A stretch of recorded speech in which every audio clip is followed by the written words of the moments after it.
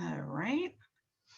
Looks like we're doing good there. So good evening again, everyone, and welcome to the Theodore Roosevelt Inaugural Sites Online Speaker Night. My name is Lenora Henson. I'm Deputy Director at the Theodore Roosevelt Inaugural National Historic Site, and I'd like to thank each one of you for joining us. A special thank you to all of the TR site members who are with us today.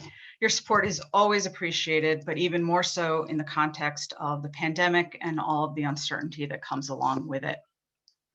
The Theodore Roosevelt Inaugural Site in Buffalo, New York is so happy that we've been able to continue our monthly Speaker Night series during the pandemic, thanks to Zoom. Speaker Night is our opportunity on the fourth Tuesday of most months to invite experts to help us think about some of the issues that were important during TR's presidency and continue to be relevant today. Tonight's topic, the Niagara Movement and the struggle for civil rights, is unmistakably relevant. Along with our co-sponsors at the Niagara Falls Underground Railroad Heritage Center, we are delighted to welcome Dr. Steve Peraza from Buffalo State College to the 2021 Speaker Night series. We couldn't do this, however, without the generous financial support of our series sponsors. So our thanks go out to Erie County and the New York State Council on the Arts, or NYSCA. As I already mentioned, the Niagara Falls Underground Railroad Heritage Center is co-sponsoring this evening's event. Later on, we'll be joined by Michaela Howard, who will be facilitating our Q&A at the end of the presentation. She's one of the very talented interpreters at the Heritage Center, and we're delighted to have her here with us. The final person on our panel is Travis Ratka, who is the TR Sites Programming Assistant and who is invaluable in terms of making sure that our technology is working the way we expect it to. So having said all that, it's my honor to introduce tonight's speaker. Dr. Steve Peraza is an assistant professor in the Department of History and Social Studies Education at SUNY Buffalo State College. He earned his PhD in US history from SUNY Buffalo, where he specialized in African slavery from a global perspective. His research examines enslaved people's conceptions of law and legal procedure in 18th century Louisiana freedom suits. Other research interests include race and racism in America, the Harlem Renaissance, and the long civil rights movement, which he'll be talking about this evening. He teaches courses on US history, African American history, the African diaspora, slavery in the Atlantic world, and hip hop. Dr. Peraza, thank you so much for being here and sharing your expertise with us. I'm gonna turn off my video and leave things to you. And you're on mute right now, so I'm going to ask you to unmute. Thank you for that. Clearly, I needed some help. Hopefully, you can hear me clearly now. I want to thank you, the Theodore Roosevelt Inaugural Site, particularly the Underground Railroad Heritage Center and Buffalo State College. All three of these institutions, I think, are pillars in our community, and I'm very thankful to be participating in programming that you whole. Particularly, I want to say thank you to Lenora. We have been talking about this presentation probably for a good year now, so I'm happy that it's come to fruition. A few opening remarks. I'll say this. This is a project that I'm working on. It's actually outside of my area of expertise. It's a project, it's a labor of love, though. It's something that I've been really interested in since graduate school. I've done an extraordinary amount of reading in civil rights, and I've participated locally and nationally. And so I have this opportunity to really reflect my own personal journey in social justice movements, and then also how to integrate what I've learned as a historian and what I do as an educator. And so without further ado, I'll begin. And I hope you guys have all kinds of comments and questions. I'll be happy to entertain them afterward. I write this essay in Buffalo, New York, having lived here since 2007. I also write this essay to Buffalo, New York, because in the 14 years that I've lived here, I've taken a liking to the place. It's been home. And the more I study my second home, the more fascinated I become. Now let's think about today. Today is a tantalizing time. We've seen police officer Derek Chauvin convicted of murder and manslaughter. As American citizens, unless you were under a rock, you probably saw the murder on TV or on your phone. The video is viral. In it, we watch Chauvin kill George Floyd, an unarmed Black American male, by essentially suffocating him. Chauvin shoving his knee on Floyd's neck and back for more than 9 minutes. This snuff film might be on Channel 4 today. It's a sight you cannot unsee. The Chauvin conviction should have been promising. It had been precedent for courts to exonerate police officers who kill unarmed Black men in custody. No matter how brutal the murders police officers have committed, or how clear and compelling the video evidence for murder has been, courts have cleared cops' names of murder, like always. But not this time. Not this time. This time, the court decisively convicted Chauvin. Like many Black Americans in the United States, I was waiting to exhale. And when the court convicted Chauvin, exhale is exactly what I did. Still, what I want as an American citizen seems unattainable. I want police officers to stop killing people whom they detain. Apparently, police officers, although hired and paid to serve and protect citizens, threaten and kill said citizens, most times with impunity. Dante Wright is a case in point. A Minneapolis police officer shot and killed Wright while the Chauvin trial was ongoing. Good gracious. Justice for Floyd doesn't mean justice for Wright. And taken together, this means that one victory in the era of Black lives is not a victory for all Black Americans. The Black liberation struggle must continue. I'm grateful that Floyd's family received a modicum of justice. I pray for Wright's family too. And I'm not convinced that Chauvin's conviction is going to save Black lives from allegedly rogue cops. But the conviction does matter, no doubt about it. Locally too, we should have some cautious optimism. Buffalo police use excessive force, quite frequently it seems. Local news outlets report that there are at least 15 cases that are pending in which police officers are facing criminal charges for using excessive force. In May 2020, for example, I watched police officers beat Quentin Suttles while he was on the ground and restrained. These officers were cleared of any wrongdoing. I still don't know why. In 2016, I remember an officer brutally assaulted Sean Porter, a Black American male inmate at the Erie County Holding Center.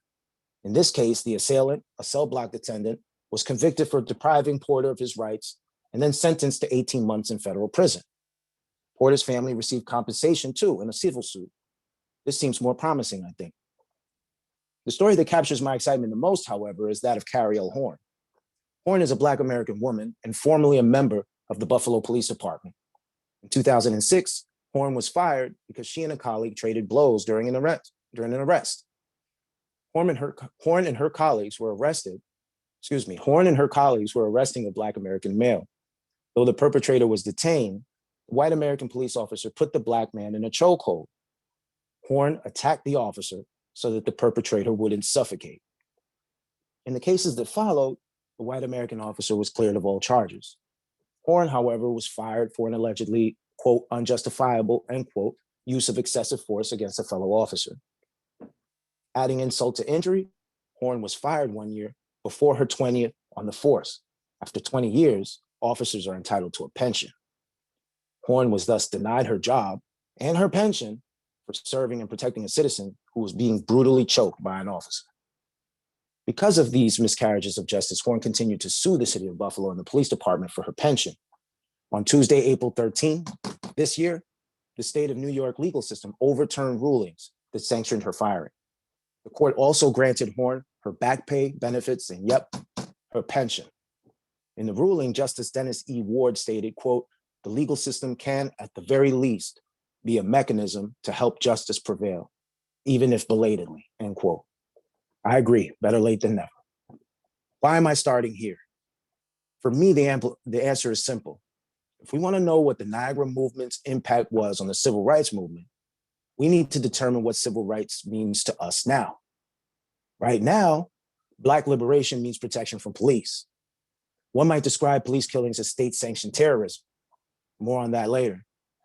The struggle for civil rights is the struggle to protect Black American communities, as well as other underrepresented or immigrant populations, from the men and women we hire to serve and protect by law and profession. The call for change has intensified over the last few years because we continue to see snuff films with police killing unarmed, often already restrained Black Americans. Minneapolis, Chicago, New York City, Buffalo. Black Lives Matter activists reveal the desperation that Black Americans feel in the United States. The whole movement calls for citizens of the world to witness, acknowledge, and appreciate the humanity of Africa descendant people, not their citizenship, their humanity. Black Lives Matter, America. Don't let police cancel Black lives without repercussion. In Buffalo, Black lives have mattered since the mid-19th century. Despite clear signs of racism and segregation locally, Buffalo and the greater Niagara region are home to historical actors and organizations that have shaped and reshaped the Black liberation struggle for more than 100 years. One clear example is the Niagara Movement and its Declaration of Principles published in 1905. So for the next 30 minutes, I will explore the Niagara Movement from two distinct perspectives. First, I argue the Niagara Movement naturally evolved from radical abolitionism, both regionally and nationally. In the second half of the paper, I claim that the Niagara Movement, especially its Declaration of Principles, served as one of the blueprints for the modern civil rights movement.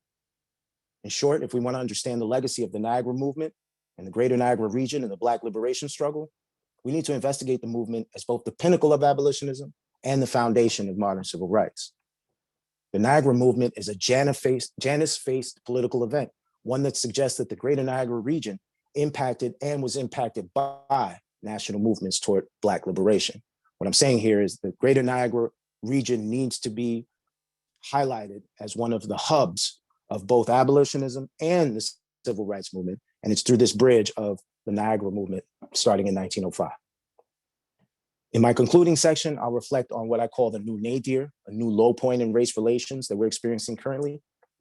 And I'll offer some prescriptions about what happens next.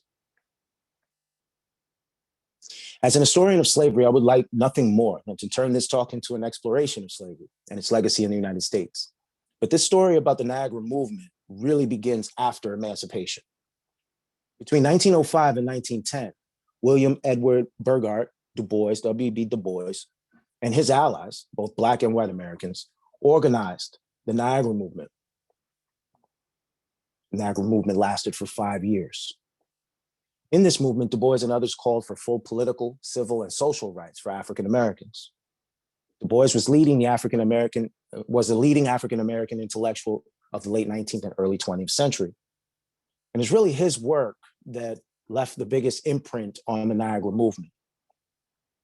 So in the early 1900s, Du Bois established himself as the radical alternative to Booker T. Washington.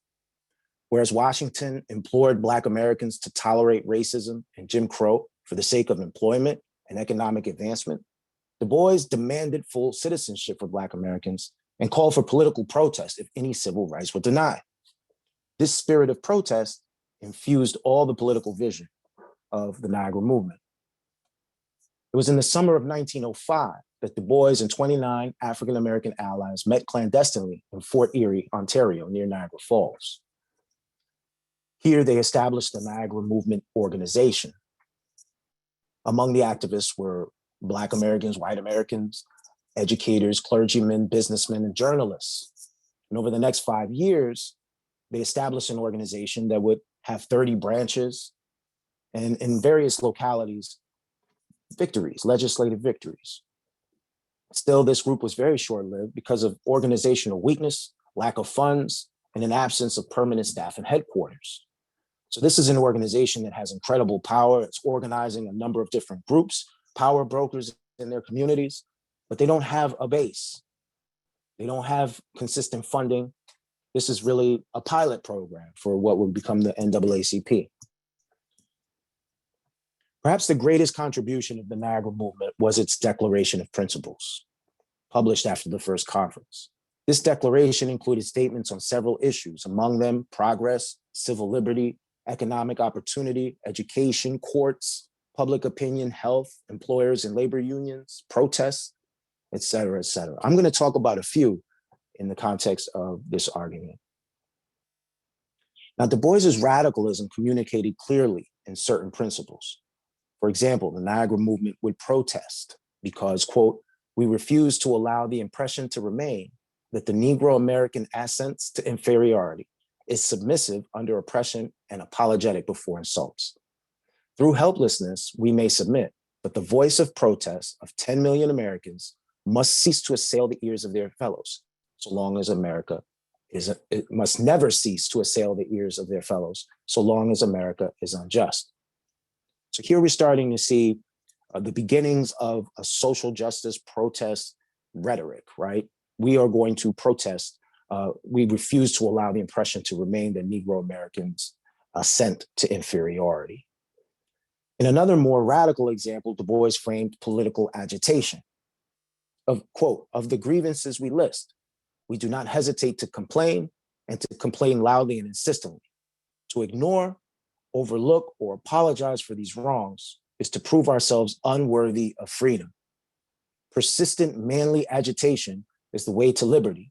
And toward this goal, the Niagara Movement has started and asks the cooperation of all men of all races. I hesitate to put aside the patriarchy of the term, but here you definitely see again a push toward agitation. If you imagine Booker T. Washington as saying, let's not agitate for rights, let's first earn our property, let's first get jobs, let's first build the Black American community economically. Du Bois is on the other side of that, saying we need to protest and we need to agitate whenever or wherever there's one wrong, whenever or wherever there are people who have their civil rights denied. When the 1905 Declaration of Principles begins to demand improvement in the lives of former slaves, that's when it becomes clear that the Niagara Movement is the necessary next step after emancipation. First, the Declaration gives praise to Black Americans who have risen above oppression and begun to uplift themselves in spite endemic racism in US society. For instance, the Declaration states that many Black Americans had achieved, quote, progress, as shown by, quote, the increase of intelligence, the buying of property, the checking of crime, the uplift in home life, the advancement in literature and art, and the demonstration of constructive and executive ability in the conduct of great religious, economic, and educational institutions. Here we see the Niagara Movement acknowledging that there are successful Black American leaders and that the men and women rising from the ashes of slavery are full contributing citizens with growing accolades. This struck me because here I started to see these principles not looking necessarily toward the 21st century, but really looking back at the 19th century and saying, hey, we still have problems that remain because of slavery. We're still a people that's on the rise, and we need to fight for our improvement. And so I started to really feel like this Declaration of Principles was not so much about the modern civil rights movement later on in the 20th century, but really looking back and saying, how do we ensure that we don't backslide? And we, in this case, would be Black Americans, backslide into slavery. We're now returning to the Declaration of Principles again. In a clear rejection of racism, the Declaration stated, quote, any discrimination based simply on race or color is barbarous. We care not how hallowed it be by custom, expediency, or prejudice. Differences made on account of ignorance, immorality, or disease are legitimate methods of fighting evil, and against them we have no word of protest. But discriminations based simply and solely on physical peculiarities, place of birth, color of skin, are relics of that unreasoning human savagery of which the world is and ought to be thoroughly ashamed. So for the Niagara Movement, overt racism was the same as human savagery and needed to be shamed publicly. Now, a big part of US slavery was establishing that racial caste, establishing the connection between Black skin and slave status. And here we have a Declaration of Principles that is targeting racism and the color line specifically because of what it produced in slavery and because of what it was producing in Jim Crow as this Niagara Movement was beginning. Now, perhaps most pertinent was the Declaration's principle concerning war amendments.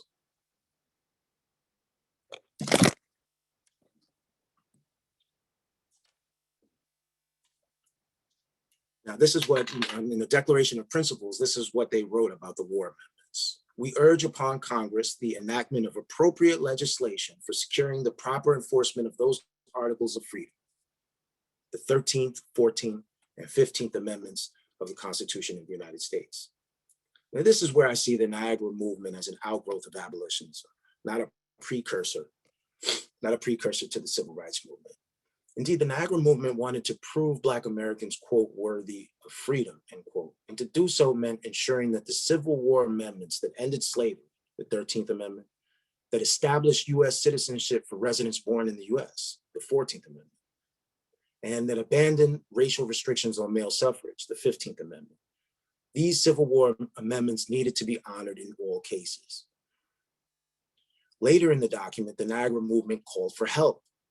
Quote, "We want to acknowledge with deep thankfulness the help of our fellowmen. Among these fellowmen," the principal continued, quote, "were the abolitionists down to those who today still stand for equal opportunity and who have given and still give of their wealth and their poverty for our advancement. Yes, US fellowmen, Black and white Americans alike, fought and died to end slavery. They were instrumental in the fight for emancipation. And now, Du Bois and his allies were trying to emulate their example. They were calling for people to continue the fight. They needed these allies to persist with their financial and political support." And so for me, this was a really telling moment in my analysis of the Declaration of Principles, because I thought for a long time that this was just a blueprint for the Civil Rights Movement. This was a document that was being generated with the future in mind, when in fact, it was a document being generated knowing what the travesty of the past was and trying to redesign a community, a Black community, one in which they had full civil rights. One final example, and this again, I'm still in the section where I'm arguing the Niagara Movement is really a pinnacle of abolitionism, not necessarily the foundation or the first step of the Civil Rights Movement. So one final example comes from 1906. This is the second conference of the Niagara Movement. And the Niagara Movement had 3 conferences, but it was operative for 5 years. In 1906, activists decided to host a conference at Harper's Ferry, the site of John Brown's raid and his attempt to trigger the Civil War. In the closing statement of the conference, an undisclosed attendee stated, "Here, quote, here on the scene of John Brown's martyrdom, we reconsecrate ourselves, our honor, our property, to the final emancipation of the race which John Brown died to make free." In other words, the Niagara Movement identified itself with the radical abolitionism of John Brown. Their promise to members was to ensure that freedom resulted from martyrdom, that of Brown and that of other Black radical activists who fought in the Civil War to end slavery. For me, this is really eye-opening because we cannot really look at the Niagara Movement as a starting point without paying attention to the 200 years of national slavery, right? And here we have a document framed by Du Bois, arguably the most important Black American intellectual of the 20th century, that takes very seriously protest and that is really seeking to uplift Black American communities from slavery and to fight Jim Crow segregation and disfranchisement. So now I'm going to switch gears and I'm going to talk about the Niagara Movement as a blueprint of the modern civil rights movement.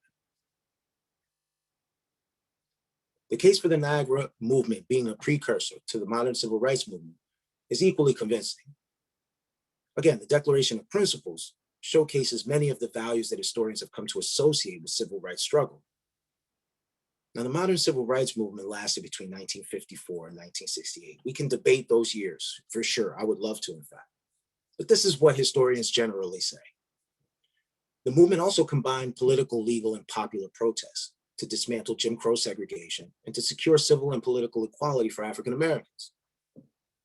The origins of the modern civil rights movement are traced to the early 20th century civil rights organizations like the National Association for the Advancement of Colored People, which began to fight to secure Black American rights as enshrined in the Constitution. Another important origin of the modern civil rights movement was World War II, when Black American veterans and their families demanded victory against Jim Crow at home and abroad. Now I'm going to turn back to the Declaration of Principles because I think we'll find in that declaration ideological ammunition for late 20th century activists to use in protest. For example, the Niagara Movement demanded suffrage as one of its principles. The 1905 Declaration stated, quote, "We believe that this class of American citizens should protest emphatically and continually against the curtailment of their political rights." We believe in manhood suffrage. We believe that no man is so good, intelligent, or wealthy as to be entrusted wholly with the welfare of his neighbor. The modern civil rights movement espoused the same values pertaining to suffrage. In fact, activists in the National Association for the Advancement of Colored People, the Southern Christian Leadership Conference, and the Student Nonviolent Coordinating Committee, this is like the holy trinity of the modern civil rights movement. All these organizations fought tooth and nail to get the Voting Rights Act of 1965 ratified. Indeed, this was a major victory for the modern civil rights movement. And the language for this form of agitation had already been manifested in the 1905 Declaration. Even more on the nose, if you will, was the Declaration's principle on civil liberty. This principle stated, quote, "We believe also in protest against the curtailment of our civil rights. All American citizens have the right to equal treatment in places of public entertainment according to their behavior and deserts." The Niagara Movement unabashedly demanded legal, political, and social equality. Now, the modern civil rights movement made these demands too. It was the activism of civil rights warriors that resulted in the Civil Rights Act of 1964, which effectively brought an end to racial segregation in the United States. Most, if not all, the principles evoked the values of civil rights activists from the 1950s onward. Perhaps the closest connection between the Niagara Movement and the modern civil rights movement was its organizational connection.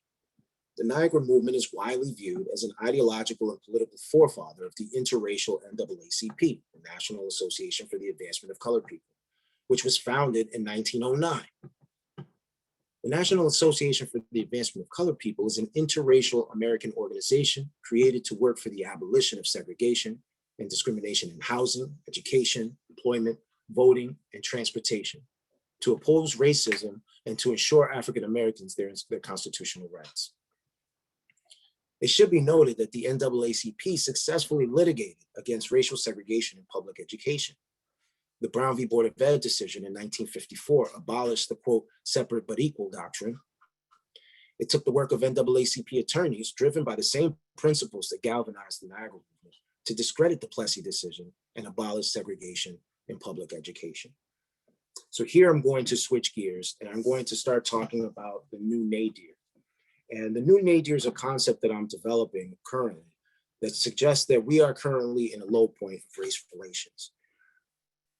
To put it plainly, I don't think that we can talk about race really effectively today. And there are a couple of factors that seem to be popping up that drive wedges between racialized communities. And so I'll talk about those for the next couple of minutes, but it begins right here on this question of the 1954 Brown decision.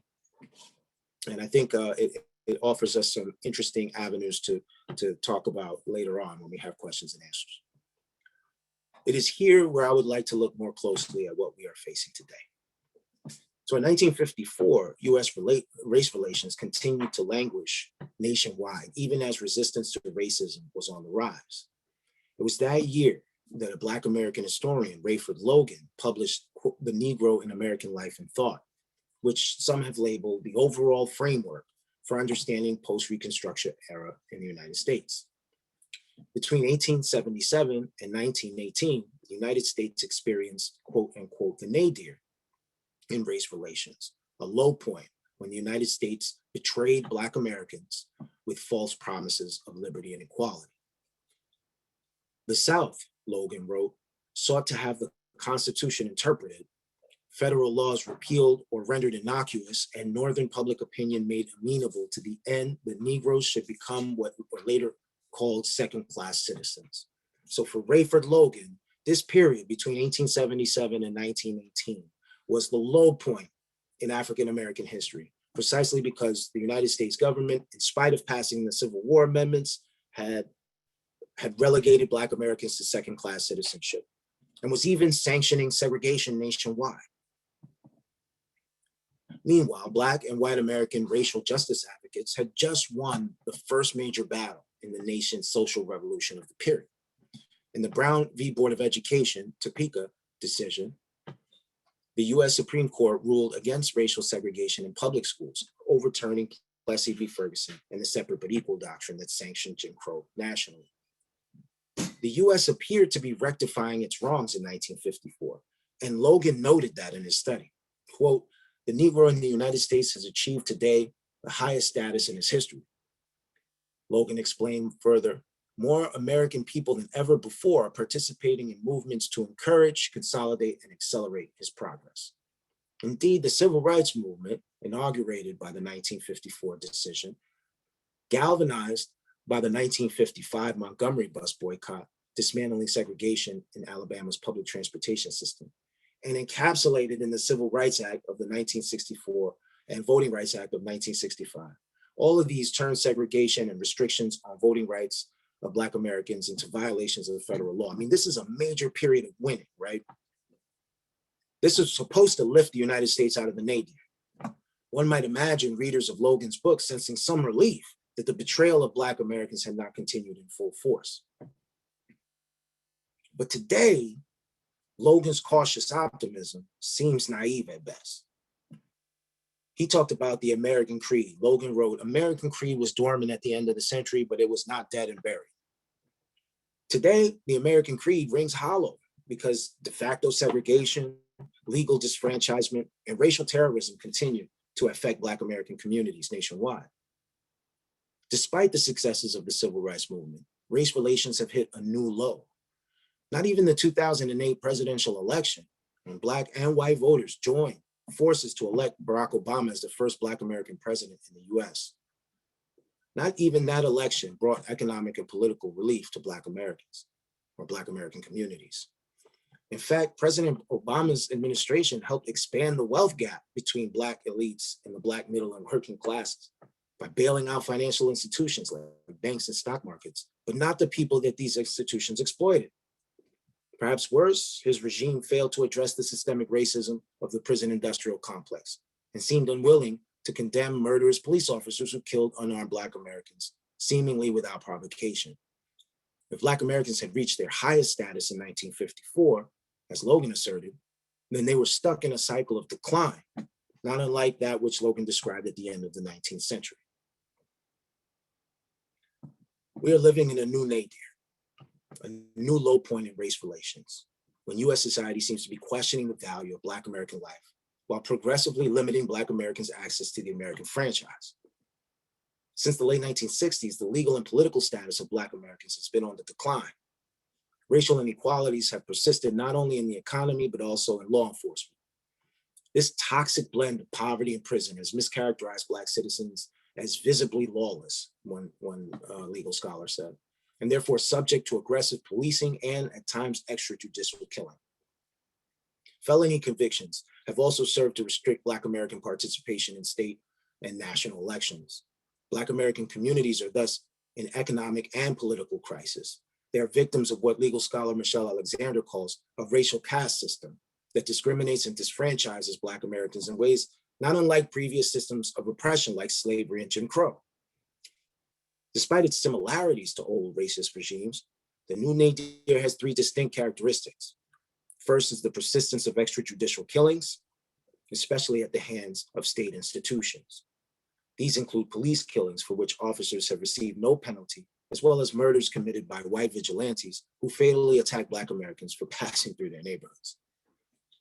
Second factor in this new nadir is the persistence of colorblind laws, which do not target race expressly, but are enforced in ways that disproportionately impact non-white communities. Finally, there's a crisis in Black leadership. Despite an unprecedented growth in the number of Black elected officials as mayors, governors, congressmen, and even president, Black political leaders have not produced nationwide improvements in Black American communities. Moreover, they have called for repression of the righteous rage that many Black Americans experience in response to continued oppression.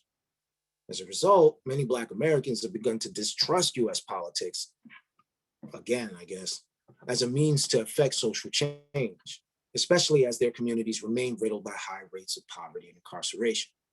The electoral success of Black leaders has backfired such that some Black Americans are less likely to participate in politics now that Black leaders have held office and done little to help.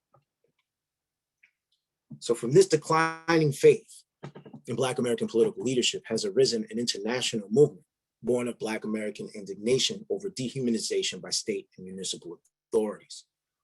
Leading this movement are young, passionate Black Americans, many of whom are radical Black feminists and queer thinkers and doers, who constitute the Black Lives Matter movement or the movement for Black lives. Their righteous rage has fueled protests, lawsuits, and policy initiatives following the murders of Trayvon Martin, an unarmed 13-year-old Black child killed in Florida by a white vigilante in 2012, and Michael Brown, an unarmed 18-year-old Black teenager killed in Missouri by a white police officer in 2014. Black Lives Matter has written a new chapter in the Black liberation struggle, one that is still being drafted by activists, journalists, and scholars. This struggle is one which I have a personal stake in as a Black man and father in the United States. I recall the despair I felt in 2012 when the Florida court exonerated George Zimmerman for the murder of Trayvon Martin. I still fear that stand your ground laws, which allow US citizens to use fatal force in self-defense if they perceive themselves to be in danger. These stand your ground laws facilitate extrajudicial killings of Black Americans. I remember telling a friend in 2012, I think it's open season on Black and brown people. Today, I kind of feel the same way. People who shoot and kill Black and brown Americans seem to get a pass in city and state courts, as they have in Buffalo, New York. I mentioned a few cases earlier, but those that sparked my political consciousness at the time were police killings where the officers faced no charges. Here I'm thinking about Wardell Davis in 2017 and Jose Hernandez Rossi in 2018. So I roil with anger when I consider that the men and women whose protection I pay for with income and sales taxes may one day threaten my own or my kids' lives, and they might not face any repercussions for it. Perhaps my biggest concern, however, is that even this new movement and its brilliant leaders may not have found a way to catalyze conversations across racial divides or to heal the wounds that racism has caused United States citizens.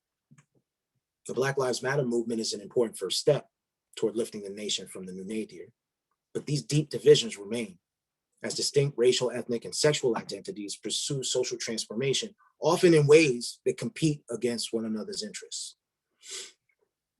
Perhaps a rehabilitation of the idea of integration, as theorized by Dr. Martin Luther King Jr. and James Baldwin, can inspire greater unity among historically marginalized groups. The most essential step toward breaking down racial barriers, I think, is the propagation of a new ideology of social equality, a humane vision of cross-racial solidarity that demands an end to inequities in US society. Is this ideology not already embedded in the principles of the Niagara Movement? Let's conclude by thinking about two 1905 principles in the context of 2021. First, the Declaration of Principles, the 1905 document of the Niagara Movement Organization.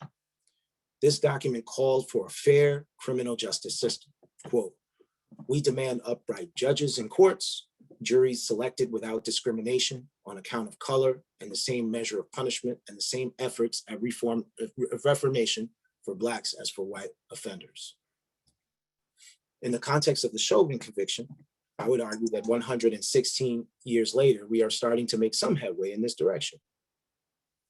Police officers who commit state-sanctioned terrorism by killing unarmed Black Americans in their custody can and will be convicted in the United States. That's a major win. The last principle I'll talk about, we should take heed on the Declaration's principle of public opinion. We know, this is how the principle begins. We note with alarm the evident retrogression in this land of sound public opinion on the subject of manhood rights, Republican government, and human brotherhood. And we pray God that this nation will not degenerate into a mob of boasters and oppressors, but rather will return to the faith of the fathers, that all men were created free and equal with certain unalienable rights. In the new nadir, race is too difficult to discuss, precisely because of colorblind laws, terrorism, and the crisis in Black leadership. But difficult is not impossible. And we have more than a century worth of visionary activists in the greater Niagara region alone who have been finding ways to preserve human rights through political agitation if necessary.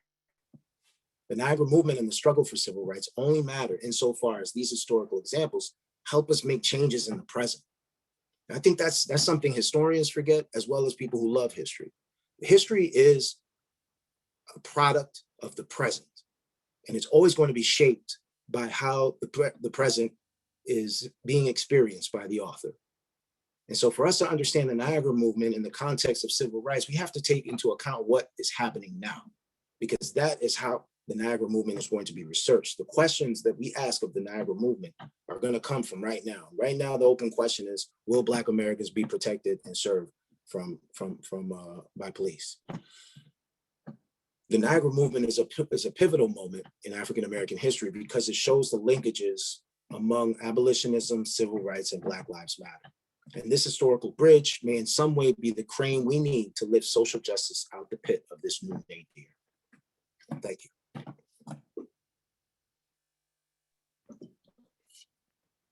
Thank you, Steve, for that very interesting 30 minutes. It was short, but you gave a lot of information, a lot to think about. So we do have a few questions from the audience. The first question that we have is, has your research found any more information on the Talberts and the Niagara Movement? No, I have not actually seen much. I was looking really, I really wanted to find, I think I have two responses. Quick answer is no, I have not found much there. But the second thing is, in reading all this, there's so much about manhood, brotherhood, and it made me cringe a little bit. So I think there needs to be an analysis of who the women contributors were to the Niagara Movement. There were women there, but the women were also being discriminated by the men. And that story needs to be brought out. So in that context, I will be researching more on Black American women activists.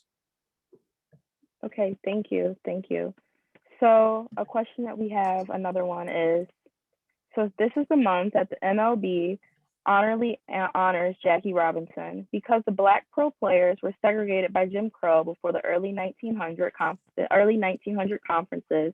Did the Niagara Movement have any stance in support of the Black pro baseball players' plight?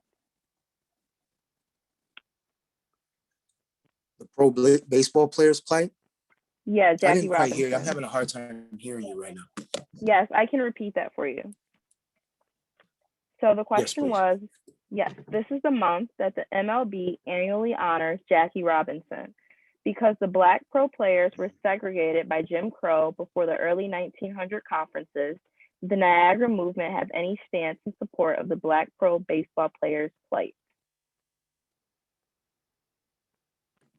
No, I don't know. Okay. I have no answer for that. I'm not really sure. That's an interesting perspective, though, because the Niagara Movement had 30 branches nationwide. And historians do report that there were local legislative victories. So in that sense, yes, it's totally possible, but I haven't uncovered any of that in my research. Okay, thank you. So a question that I have is, what do you believe was the motivation for the Niagara Movement founders to choose this area, Fort Erie, as their location for the first meeting? And to steal from a question that we have in the chat, do you happen to know where they convened, the name of the hotel?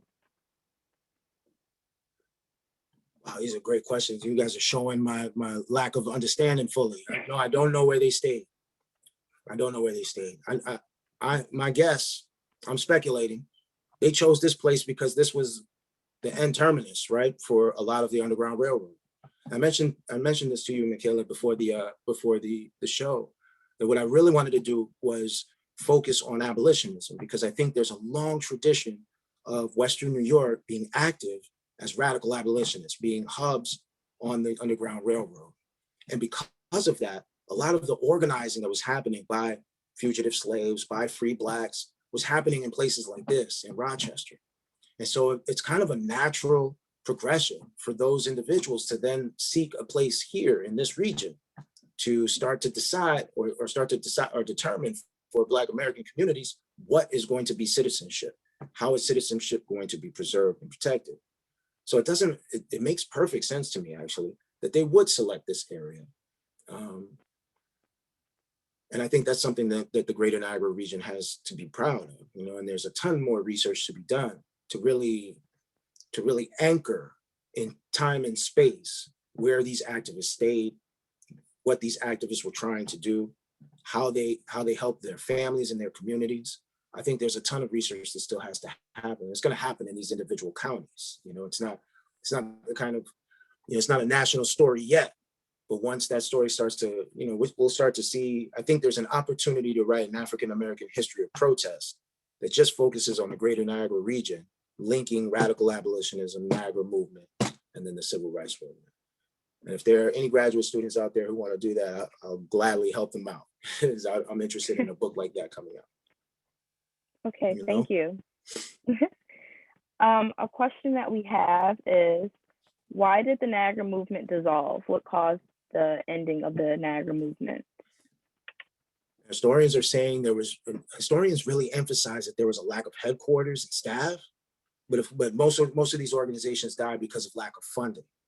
And then there wasn't like a consistent, strong operating organization or institution that kept them organized. They would have these conferences, there would be once a year, there would be statements that came out. A lot of these statements, as I read to you, were really radical, like, we're not going to stand for it. This is not a time when Black Americans were making those kinds of claims or those kinds of demands. And so this was really radical in the context of the time. And so I imagine that folks were not trying to invest in this group. They were not trying to be publicly associated with this group. Du Bois was not pulling any punches in the statements that he made, and it was taboo for Black Americans to politically agitate. So I think that gets smoothed over a little bit when folks leave the Niagara Movement organization and design the National Association for the Advancement of Colored People. These two organizations are going to continue to be linked, but the NAACP really had way more white American support. And I think that's what the Niagara Movement taught folks like Du Bois, was like, we really need to build our allies. We need to build an interracial organization, one that's not going to push away white progressive allies. And I think they did a great job of that in the coming years. And NAACP starts winning Supreme Court cases in 1913, right? Like they're able to get the grandfather clause kind of off the books in Louisiana and stuff. So the NAACP is probably the most closely connected to the Niagara movement, and we can see that some of their funding, their education, their literary arm, a lot of that was successful because of how they studied the Niagara movement and the failings of the Niagara Movement organization. Okay, thank you for that. Another question that we have is, acknowledging that Theodore Roosevelt's relationship with Black Americans was uneven at best, do you know how he viewed the Niagara movement? How to view the Niagara movement? What was the context again? Could you repeat it? Yes, I can. So, acknowledging that Theodore Roosevelt's relationship with Black Americans was uneven at best, do you know how he viewed the Niagara movement?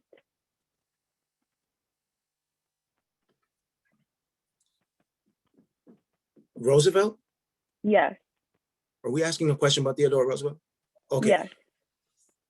I was reading this and I thought to myself, no. So the short answer is no. I'm not really sure how he thought about the Niagara movement. It'd be interesting to read his letters and see if he commented at all about the Niagara movement, if it was even on his radar.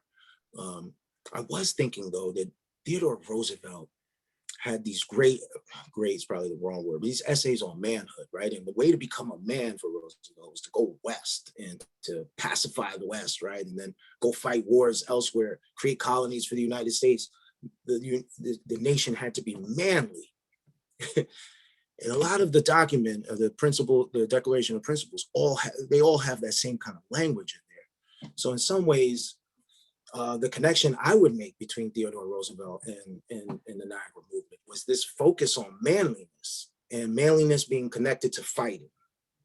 And so Du Bois is a smart man, right? So Du Bois is saying, well, we need to identify our movement with movements of power, political power. So it's not really a surprise that stuff the talk of patriarchal talk is what I'm saying. The brotherhood, manhood, there's no sense of womanhood in this thing. Or even if we're talking about humanity, we're talking about human brotherhood, like that, I imagine no one questioned it in 1905. But if you read it now, and especially in the context of all these social justice movements that have been happening, the Me Too movement and so many others, the rise of female power in US society, the thing that would link the Niagara Movement and Theodore Roosevelt to me would be this connection to patriarchy, this rhetoric of patriarchy. I think there's some really interesting stuff to be said there. And then with further research on the female activists who joined the organization, you'll get a sense of what their struggle was. Because I imagine, like President Obama said, women were the thinkers and doers of the civil rights movement. And so I imagine they were the thinkers and doers of the Niagara movement too. We just don't know their stories yet, So, and actually, that's actually the most interesting, that's the most interesting detour I took in doing research for this. Is just, kind of starting to think about gender in the early 20th century instead of race and or the intersections of gender and race. But gender was really, so I'm not sure what Theodore Roosevelt said about the Niagara movement. I'd be happy to find, to see his writings on that. But what I do think connects them is this masculinity, this patriarchy that's expressed in both of their, whether the Roosevelt's and the Niagara movement's documents. Okay, thank you. So another question that I have is, do you believe that any of the principles of the Niagara Movement's declaration has been achieved like today in 2021? And if not, why do you think that is? Oh yeah, well, I think I identified a few, right? I think courts, the Chauvin, to me, the Chauvin trial is so important because now we know that police officers can be convicted of murder and manslaughter, and the criminal justice system is not going to fall. The whole idea that police, if they get convicted, are not going to be able to do their jobs and criminals are going to run the street, it's absurd. And those, and the courts there are rules that govern against discrimination of jurors and so on and so forth. So I think in terms of the principle, we need courts that function and treat people like people and don't treat people like black or white. I don't think we have a fully, what would be the word? I don't think we have a fully equal criminal justice system, obviously. I don't think that at all. But I do think that principle is one that was carried through the civil rights movement. And then last week, we had an example of that court and those kinds of courts making a decision that's on the right side of history, I also brought up the public opinion piece. And for me, that was important because, a lot of racial activism relies on the public finally realizing what the problem is.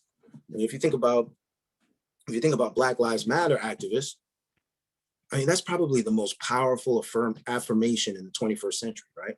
Black Lives Matter. It's a perfect sentence, and it completely galvanizes how you think about, well, why wouldn't they? Why wouldn't they matter? It begs the question, and then it starts a conversation. And whether you're on one side of it or another, that's a public opinion thing. That's rhetoric. That's propaganda. That's not a bad word to me. I'm sorry if it is to you or to folks out there. But I think when you use political rhetoric to affect a particular decision or position, you're being a propagandist. Du Bois was an amazing propagandist. And he told us very early on in 1905, you need to shape public opinion. And public opinion needs to honor he said human brotherhood, but humanity, right?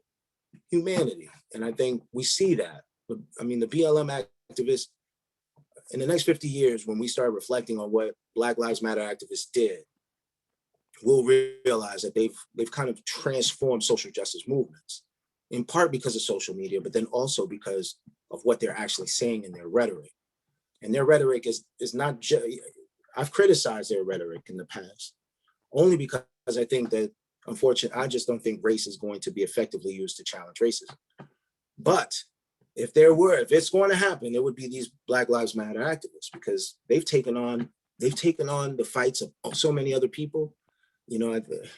I've been in arguments about this, right? Like a lot of folks think that this is a race specific position. And yeah, Black Lives Matter says a lot, right? But if you read what they're about and you see how they act, those activists are fighting for a number of different communities that are under assault. You know, I actually recommend that you go look at their formal webpage and read their history, excuse me, and read their principles. These are folks who are fighting for justice, broadly conceived.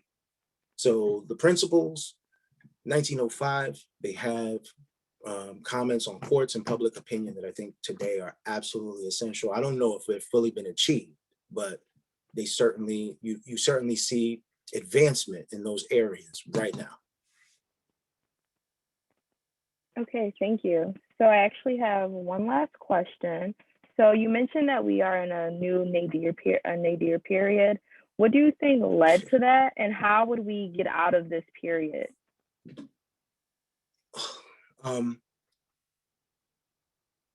So the new nadir happens because, to me, the main thing is the crisis in Black leadership. And maybe I'm just projecting here, but like nothing was more important to me personally than the election of Barack Obama. I mean, it was like an important point in my life. And then I remember 2 years after, you still hear rappers talking about, man, I don't even look at the flag the same. Like the rappers are talking about how important Barack Obama's election was. Fast forward a couple years and we see mass incarceration increasing. We see kids like Trayvon Martin getting shot by vigilantes. We see police killing unarmed Black Americans with impunity, no repercussions. President Obama's telling us to chill out. You know, listen, I don't know what you want. This is what I'm trying to do. It all seems reform based and no action is really happening. Meanwhile, we're starting to see more and more snuff films. So as a Black community, as a member of the Black community, I was thinking, damn, I don't know if I want to make change to the political system. Now, for a lot of Black Americans who felt like Barack Obama was the pinnacle of Black power, then 6 years later to feel like his administration did nothing for the Black community, I was one of the people. I just don't know if this political system is going to lead to advancement. You add that to the colorblind laws, right? Laws that target Black American communities without saying that's a Black community. And then, you know, that the presence of these police killings and extrajudicial killings where no one's being convicted, that's what starts the new nadir. Because you've had a Black American leading the country, that didn't help. You have extrajudicial killings. We have courts that are just letting the killers off, that doesn't help. And then these laws, they say they're not about race, but it seems like they're only targeting Black communities with them. The new nadir begins in that context. So I really put it 2008 to the present, you know? And how do we get out of it? I think we have more conversations. I think we work on a new ideology. I slipped it in there. You know, I think we need a cross-racial, a humane vision of cross-racial solidarity. Another way of saying that, I think we need a more powerful integrationist movement. You know, the Niagara Movement organization and the Declaration of Principles gives us language for that. I'm not afraid to use the Declaration of Principles of the Niagara Movement to advance political goals of the president, because this is one of the first times that we have interracial organizations. Like the Niagara Movement brought together Black and white people the same way the abolitionist movement did. And these folks were willing to fight and put down their money to make sure that Black citizens and then all other citizens were treated equally in the political and legal institutions of this country. So maybe, just maybe, we can look back at the 1905 document, scan it, peruse it, take what we will, like I did for this paper, and then develop a humane vision of cross-racial solidarity, one that includes women, you know, an opportunity to really, right, an opportunity to really use the stuff from the past to bring racialized communities together. You know, that's the only way. The only way is through unity, and unity needs to cross racial boundaries. You know, and while let me not say that. Yeah, I think it's possible, but I think we need to find an ideology for it. You know. Okay, thank you so much for that. It doesn't look like we have any more questions, so I will turn it back over to Lenora. Thanks, Michaela, and thank you, Steve, for a fascinating talk that I think really helps us kind of reframe the Niagara movement as this. I'm almost seeing it as a, the balance point in a it's like a seesaw kind of thing. Right, that's a good. Yeah, fascinating. I'm really thrilled by that framing of the Niagara movement, and it's so exciting that it was right here in our backyard in Western New York. So thank you very much for that.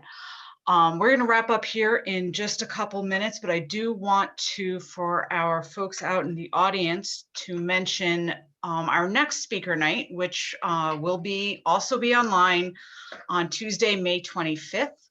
We're going to be welcoming Kirk Dorsey, a professor of history at the University of New Hampshire. He'll be, as I said, joining us virtually to talk about Theodore Roosevelt and the Last Frontier. Dr. Dorsey's work sits at the intersection of environmental and diplomatic history.